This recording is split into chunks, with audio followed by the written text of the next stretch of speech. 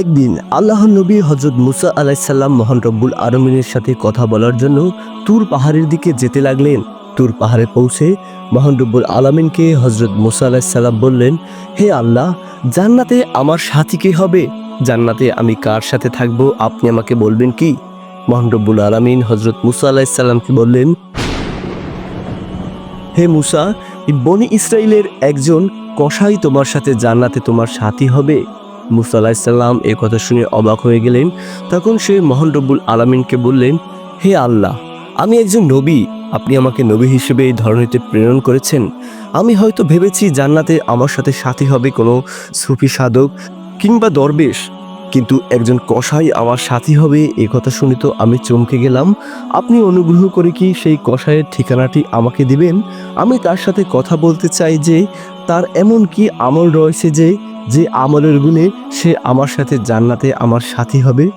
তখন মহান রব্বুল আলামিন হযরত মুসা আলাইহিস সালামকে বললেন, হে নবী মুসা, আমি অবশ্যই তার ঠিকানা তোমাকে দিব এবং তার আমল সম্পর্কেও বলবো।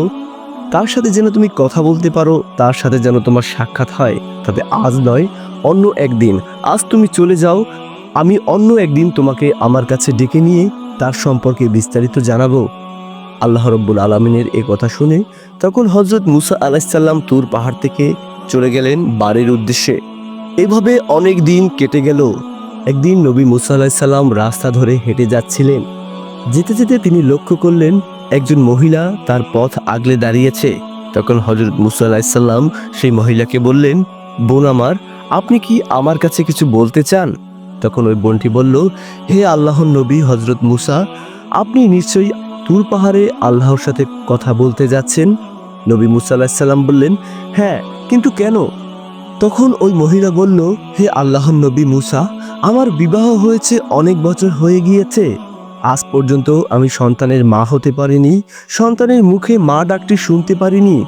এত চেষ্টা করলাম, মহান রব্বুল আলামিনের কাছে এত প্রার্থনা, এত দোয়া করলাম, এরপরেও মহান রব্বুল আলামিন আমাকে কোনো ছেলে সন্তান কিংবা কোনো মেয়ে সন্তান দান করলো না। বিবাহের পরে একজন নারীর জীবনের সবথেকে সুখময় আনন্দের দিন হচ্ছে মা হওয়া।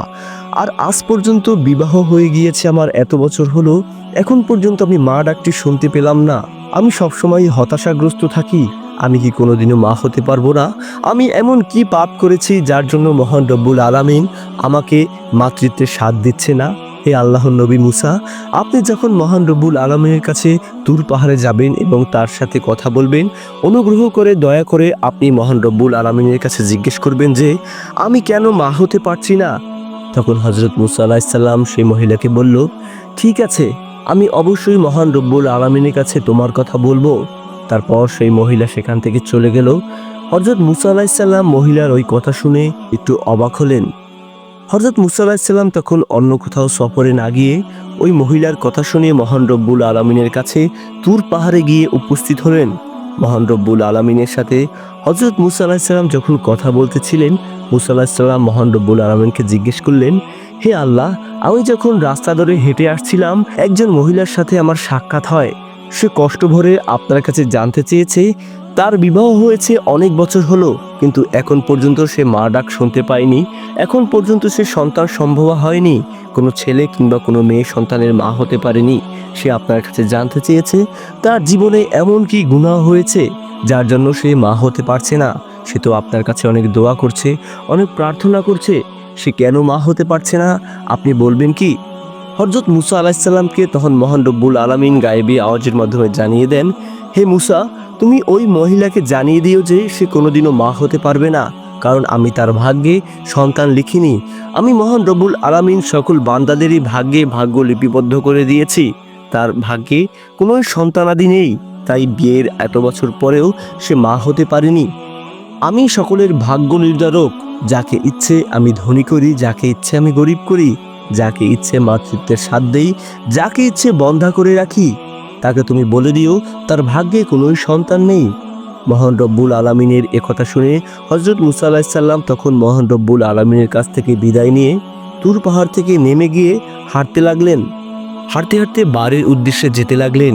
তখন তিনি ভাবলেন, সে যেহেতু বাড়ির দিকেই যাচ্ছে এবং ওই মহিলা মহান রব্বুল আলামিনের কাছে তার সন্তান সম্পর্কে জানতে চেয়েছিল, তখন হযরত মুসা আলাইহিসসালাম তার গন্তব্য পরিবর্তন করে সেই মহিলার বাড়ির দিকে রওনা করলেন।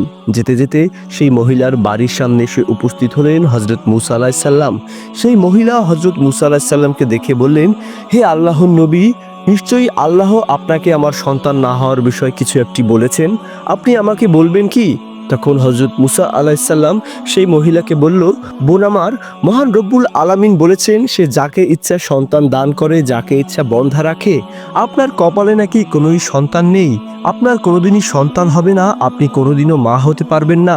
এই কথা শুনে ওই মহিলা অঝরে কেঁদে দিলেন। মহান রব্বুল আলামিনকে বলতে লাগলেন, হায় খোদা, আমি এমন কি পাপ করেছি যার জন্য তুমি আমাকে এই শাস্তি দিলে? তারপর হযরত মুসা আলাইহিসসালাম সেখান থেকে চলে গেলেন। তার কিছুদিন পরেই ওই বাড়িতে আল্লাহর এক দরবেশ, আল্লাহর এক ফকির এসে উপস্থিত হলেন। ওই মহিলার বাড়ির সামনে এসে ওই দরবেশ বাবা সেই মহিলাকে বললেন, মা, তুমি আমাকে কিছু খেতে দাও, আমি খুবই ক্ষুধার্ত, আজ অনেক দিন হলো আমি কিছুই খাইনি। তুমি যদি আমাকে খেতে দাও, মহান রব্বুল আলামিন অবশ্যই তোমার মনোবাসনা পূর্ণ করবে। তখন সেই দরবেশের কথা শুনে ওই মহিলার মনে অনেক মায়া হলো। সে তাকে ঘরের ভিতরে ডাকলো এবং তাকে 4টি রুটি খেতে দিল। আল্লাহর ফকির, আল্লাহর দরবেশ ওই রুটিগুলো খেয়ে অনেক খুশি হলেন। তখন ওই মহিলা বললেন, বাবা, আমার বিয়ে হয়েছে অনেক বছর হলো, কিন্তু এখন পর্যন্ত আমার কোনোই সন্তান হয়নি। আপনি তো আল্লাহওয়ালা মানুষ, আল্লাহর ফকির, আল্লাহর বন্ধু, আপনি আল্লাহর কাছে কি অনুগ্রহ করে দোয়া করবেন, আল্লাহ যেন আমাকে একটি পুত্র সন্তান কিংবা একটি কন্যা সন্তান দান করে। আল্লাহর ওই ফকির রুটি খেয়ে তৃপ্তির সুরে শুকরিয়া করে মহান রব্বুল আলামিনের কাছে দোয়া করলেন যে, হে আল্লাহ, তুমি এই বোনটিকে একটি সন্তান দাও। তারপর ওই ফকির সেখান থেকে চলে গেল। তার কিছু বছর পরেই ওই মহিলার জন্য সুসংবাদ বয়ে নিয়ে আসলো মহান রব্বুল আলামিন। তার কিছু বছর পরেই ওই মহিলার একটি ফুটফুটে সন্তান হলো। তার কিছুদিন পরেই হযরত মুসা আলাইহিসসালাম আবার পথ ধরে হেঁটে যাচ্ছিলেন। যখনই তিনি ওই মহিলার বাড়ির সামনে থেকে যাচ্ছিলেন, তখন হযরত মুসা আলাইহিসসালামের ওই মহিলার কথা মনে পড়ে গেল। তখন তিনি ওই মহিলার বাড়ির সামনে গেলেন। হযরত মুসা নবী লক্ষ্য করলেন ওই মহিলা একটি ফুটফুটে সন্তান কোলে নিয়ে খেলা করছে। সে অত্যন্ত আনন্দিত এবং খুশি। হযরত মুসা আলাইহিসসালাম এই ঘটনা দেখে অনেক অবাক হয়ে গেলেন। তখন ওই মহিলা ঘরের বাইরে বেরিয়ে এলেন। হযরত মুসা নবীকে বললেন, হে আল্লাহর নবী মুসা, আপনি তো বলেছিলেন আমার কোনোদিনই সন্তান হবে না। আল্লাহ নাকি বলেছিল আমার ভাগ্যে কোনোই সন্তান নেই। এই যে দেখুন, মহান রব্বুল আলামিন আমাকে কত সুন্দর একটি ফুটফুটে সন্তান দিয়েছেন, কিন্তু আপনি আমাকে কেন বললেন যে আমার কোনোই সন্তান হবে না? হযরত মুসা আলাইহিসসালাম এই ঘটনা দেখে অবাক হয়ে গেলেন। সে উত্তর দেওয়ার মতো কিছুই খুঁজে পেলেন না।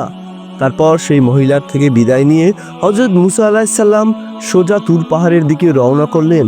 তুর পাহাড়ে এসে মহান রব্বুল আলামিনকে হযরত মুসা আলাইহিসসালাম বললেন, হে আল্লাহ, আজকে আমি একটি কথা জিজ্ঞাসা করার জন্য আপনার কাছে এসেছি। কিছু বছর আগে একজন মহিলার বন্ধ্যাত্ব নিয়ে তার সন্তান হচ্ছে না, এ বিষয় নিয়ে আপনার কাছে জানতে চেয়েছিলাম। মহান রব্বুল আলামিন বলেন, হে মুসা, হ্যাঁ বলো, কি জানতে চাও? হযরত মুসা আলাইহিসসালাম তখন মহান রব্বুল আলামিনকে বললেন, হে আল্লাহ, আপনি বলেছিলেন ওই মহিলার ভাগ্যে কোনোই সন্তানাদি নেই, সে কোনোদিনও মা হতে পারবে না। কিন্তু কিছুদিন পর আজ যখন আমি সেই মহিলার বাড়ির সামনে থেকে হেঁটে আসছিলাম, তখন লক্ষ্য করলাম তার কোলে একটি ফুটফুটে সন্তান। সে সন্তান পেয়ে খুবই খুশি। সে আমার কাছে জানতে চাইল যে মহান রব্বুল আলামিন বলেছিল তার কোনোদিনও সন্তান হবে না, কিন্তু সে তো সন্তান লাভ করেছে। এই বিষয়টি দেখে আমিও অবাক হয়েছি। আপনি তো আমাকে বলেছিলেন সে কোনোদিনও মা হতে পারবে না, কোনোদিনও সন্তান হবে না তার, কিন্তু কি করে তার আবার সন্তান হলো? আপনি কেন একথা বলে আবারও তাকে সন্তান দিলেন, আমাকে বলবেন কি? তখন মহান রব্বুল আলামিন হযরত মুসা আলাইহিসসালামকে বললেন, হে মুসা, আমি তোমার এই প্রশ্নের অবশ্যই জবাব দিব, তবে তার আগে তুমি আমার জন্য একটি থলেতে কিছু মানুষের মাংস নিয়ে আসো। তুমি যদি এই মানুষের মাংস নিয়ে আসো, ঠিক তখনই আমি এই ঘটনা তোমাকে খুলে বলবো যে কিভাবে ওই বন্ধ্যা মহিলাকে আমি সন্তানের মা করেছি। তখন হযরত মুসা আলাইহিসসালাম মহান রব্বুল আলামিনকে বললেন, হে আল্লাহ, অবশ্যই আমি আপনার ফরমান পালন করব। আমি এখনই গিয়ে আপনার জন্য মানুষের মাংস নিয়ে আসছি। তারপর হযরত মুসা আলাইহিসসালাম তুর পাহাড় থেকে নেমে গেলেন। তিনি হাঁটতে হাঁটতে সকলের কাছে গেলেন, গিয়ে বললেন, ওহে ভাই আমার, মহান রব্বুল আলামিন যিনি এই পৃথিবী সৃষ্টি করেছেন, তোমাকে আমাকে সৃষ্টি করেছেন, তিনি কিছু মানুষের মাংস চেয়েছেন। এই থলেতে তোমরা কি কেউ আমাকে কিছু মাংস দিবে তোমাদের শরীর থেকে কেটে? কিন্তু হযরত মুসা আলাইহিসসালামের এই কথায় কেউই রাজি হলো না। সবাই চলে গেল। মুসা আলাইহিসসালাম আরও কিছু লোকের কাছে গিয়ে বললেন, ওহে ভাই, মহান রব্বুল আলামিন এই থলেতে কিছু মানুষের মাংস চেয়েছেন, তোমরা কি তোমাদের শরীর থেকে সামান্য কিছু অংশ মাংস কেটে দিবে? কিন্তু মুসা আলাহিসাল্লামের এই কথায় কেউই রাজি হলো না। তখন হযরত মুসা আলাহিসাল্লাম খুবই হতাশাগ্রস্ত হয়ে গিয়েছিলেন, কারণ তিনি মহান রব্বুল আলামিনকে কথা দিয়েছিলেন এই থলেতে সে মানুষের মাংস নিয়ে আসবে। তারপর হযরত মুসা আলাহিসাল্লাম যখন হতাশাগ্রস্তভাবে বাড়ির উদ্দেশ্যে যেতে লাগলেন, তখন পথে এক পথিকের সাথে দেখা হলো। আল্লাহর এক ফকির মহান রব্বুল আলামিনের নবী হযরত মুসা আলাহিসাল্লামকে বললেন, হে মুসা, সালাম গ্রহণ করবেন। হযরত মুসা আলাইহিসসালাম বললেন, আপনার উপরেও শান্তি বর্ষিত হোক। তখন সেই ব্যক্তি হযরত মুসাকে বললেন, ওহে মুসা, আপনাকে এত হতাশাগ্রস্ত ও চিন্তিত কেন দেখাচ্ছে? তখন মুসা আলাইহিসসালাম বললেন, মহান রব্বুল আলামিন আমার কাছে মানুষের মাংস চেয়েছিল কিছু। এই থলেতে মানুষের মাংস নিয়ে মহান রব্বুল আলামিনের কাছে যাওয়ার কথা ছিল, কিন্তু আমি কোন মুখ দিয়ে তার কাছে যাব? আমি আমার কওমের এত ভাইয়ের কাছে গেলাম, কিন্তু কেউই তার শরীর থেকে মানুষের মাংস দেওয়ার জন্য রাজি হলো না। আমি মহান রব্বুল আলামিনকে কি জবাব দেব? তখন আল্লাহর ফকির, আল্লাহর সেই দরবেশ হযরত মুসা আলাইহিস সালামকে বললেন, ও এই কথা, দাও ছুরিটি আমার কাছে দাও, আমি আমার শরীর থেকে মহান রব্বুল আলামিনের জন্য আমার শরীরের মাংস কেটে দিচ্ছি। হযরত মুসা আলাইহিস সালাম ওই ফকিরের কথা শুনে অবাক হয়ে গেলেন। তারপর ওই ব্যক্তি মুসা আলাইহিস সালামকে তার শরীরের মাংস কেটে মুসা আলাইহিস সালামের হাতে দিলেন। তারপর সেখান থেকে চলে গেলেন।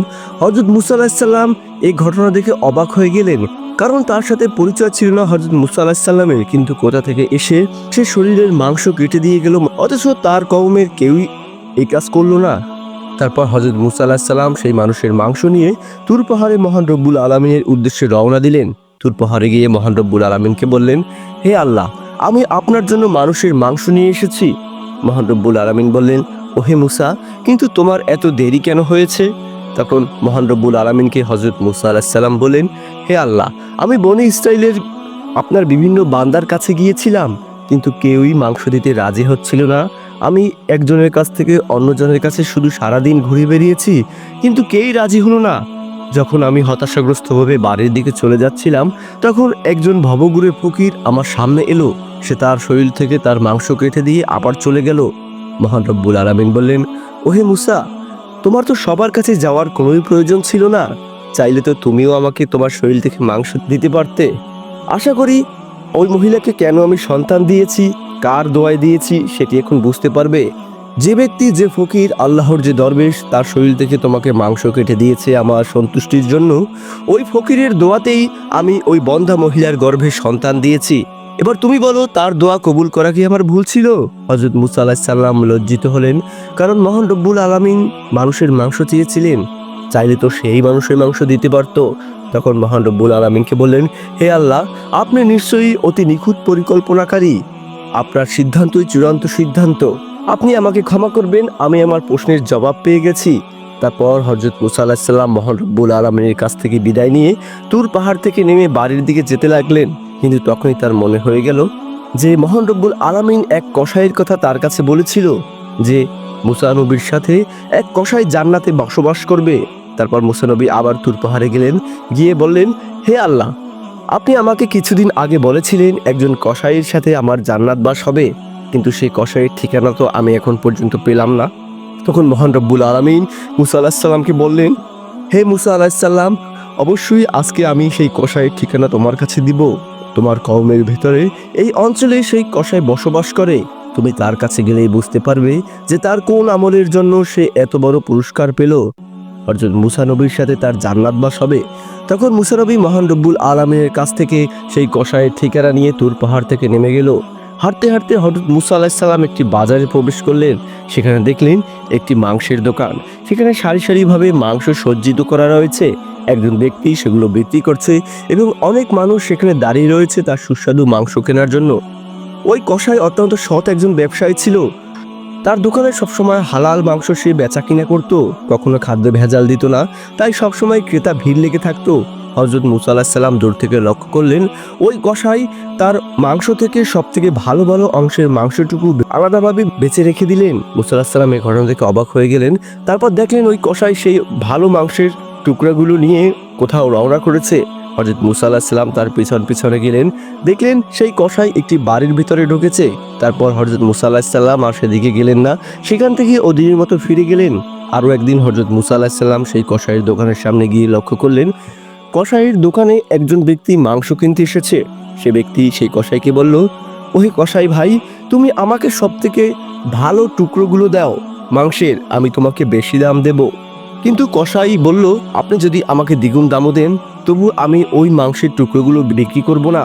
মুসা আলাইহিস সালাম কসাইয়ের এই কথা শুনে অবাক হয়ে গেল, কারণ যে কেউ তো বেশি দামে তার মাংস বিক্রি করে দিবে, কিন্তু তার অবশিষ্ট মাংসগুলো সে কোথায় নিয়ে যায় ভালো মাংসের টুকরোগুলো? মুসা আলাইহিস সালাম খুব খেয়াল করে লক্ষ্য করতে লাগলেন। তারপর সেই ব্যক্তির কাছে কসাই মাংস বিক্রি করে সেই ভালো মাংসের টুকরোগুলো নিয়ে আবারও আজকে কোথাও যেন রওনা করলেন। হযরত মুসা আলাইহিস সালাম আজকে আবার সেই কসাইয়ের পিছনে যেতে লাগলেন। যেতে যেতে দেখলেন কসাই একটি বাড়ির ভিতরে ঢুকেছে।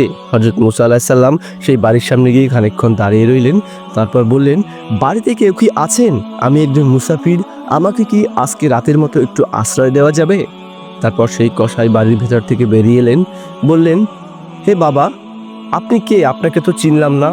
অবশ্যই আমার দুয়ার থেকে কেউই খালি হাতে ফিরে না, অবশ্যই আপনি আমার ঘরে আশ্রয় নিতে পারেন, ভিতরে আসুন।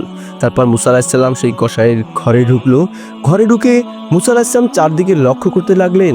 দেখলেন ঘরের ভিতরে অন্য একটি ঘরে কিছু একটা শব্দ আসছে। তখন সেই ব্যক্তি বললেন, হে মুসাফির ভাই, আপনি এখানে অপেক্ষা করুন, আমি আটা থেকে রুটি তৈরি করছি আপনার খাবারের জন্য। তারপর সেই কসাই সেখান থেকে চলে গেল।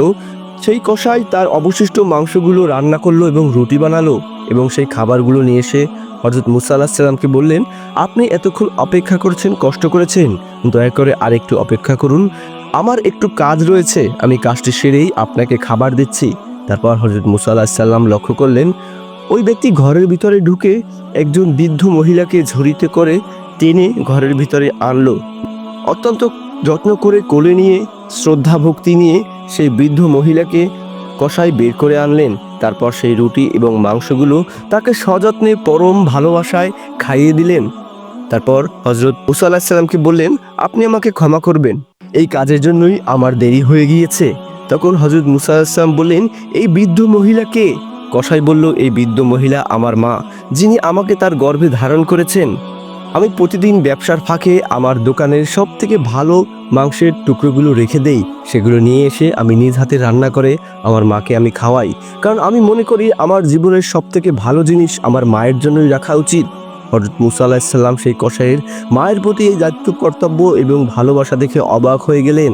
তারপর ওই মা সেই মাংস এবং রুটিগুলো খেয়ে প্রতিদিনের মতো মহান রব্বুল আলামিনের কাছে শুকরিয়া ভরে দোয়া করতে লাগলেন, হে আল্লাহ, আমার সন্তান আমার জন্য কতই কষ্ট করছে, সারাদিন কাজ করে, তারপর বাড়িতে এসে সে মাংস রান্না করে রুটি করে আমাকে খাইয়ে দেয়, আমাকে শ্রদ্ধা ভরে আমার যত্ন করে, এমন সন্তান গর্ভে ধারণ করে আমি গর্বিত। হে আল্লাহ, প্রতিদিন আপনার কাছে যে দোয়া করি আজকেও সেই দোয়া করছি। এই বনি ইসরাইলের সব থেকে বড় পয়গম্বর হযরত মুসা আলাইহিস সালাম আমার সন্তানকে মৃত্যুর পরে জান্নাত দিও এবং জান্নাতে হযরত মুসা আলাইহিস সালামের সাথে রেখো, এই দোয়া আমি তোমার কাছে করছি। মায়ের এই দোয়া শুনে হযরত মুসা আলাইহিস সালামের আর বুঝতে বাকি রইল না যে মুসা আলাইহিস সালামের সাথে কেন একজন কসাইয়ের জান্নাতবাস হবে। মুসা আলাইহিস সালাম মনে মনে ভাবতে লাগলেন, যে সন্তান তার মাকে এতটাই ভালোবাসে, শ্রদ্ধা করে, তার তো অবশ্যই জান্নাতবাসী হওয়ার কথা। তারপর সেই ব্যক্তির কাছ থেকে হযরত মুসা আলাইহিস সালাম বিদায় নিয়ে চলে আসলেন তুর পাহাড়ে মহান রব্বুল আলামিনের কাছে। মহান রব্বুল আলামিনকে বললেন, হে আল্লাহ, আমি সেই কসাইকে লক্ষ্য করে তার বাড়িতে গিয়েছিলাম, সকল ঘটনায় আমি পরিলক্ষিত করলাম, সকল ঘটনাই দেখলাম। তখন মহান রব্বুল আলামিন বললেন, হে মুসা, তাহলে তুমি অবশ্যই বুঝেছো কেন তোমার সাথে একজন কসাইয়ের জান্নাতবাস হবে। তোমার জান্নাতের সাথী কেন একজন কসাই হবে, কেন কোনো সুফি বা কোনো দরবেশ হবে না। তখন মুসা আলাইহিস সালাম বললেন, হে আল্লাহ, এই পৃথিবীতে আমি ব্যতীতও অনেক নেককার বান্দা রয়েছে, অবশ্যই সেটি আপনার নজরে রয়েছে। আপনি মহান রব্বুল আলামিন, মহা ক্ষমতাশীল, পরিক্রমাশীল, মহাপরিকল্পনাকারী, আপনি যেটি ভালো মনে করেন অবশ্যই তো সেটি সংঘটিত হবে। তারপর মহান রব্বুল আলামিনের কাছ থেকে বিদায় নিয়ে হযরত মুসা আলাইহিস সালাম সেখান থেকে চলে আসলেন, বাড়ির উদ্দেশ্যে চলে গেলেন। তো প্রিয় বন্ধুরা, হযরত মুসা আলাইহিসসালাম ওই বন্ধা নারী এবং এই কসাইয়ের ঘটনাটি শুনতে পেরে আপনার কেমন লাগলো কমেন্টে জানাবেন। মতামত কমেন্টে জানিয়ে আপনি যদি আমাদের চ্যানেলে নতুন হয়ে থাকেন অবশ্যই আমাদের চ্যানেলটিকে সাবস্ক্রাইব করে রাখবেন। ইসলামিক সত্য ঘটনা শোনার জন্য এবং দেখার জন্য ধন্যবাদ।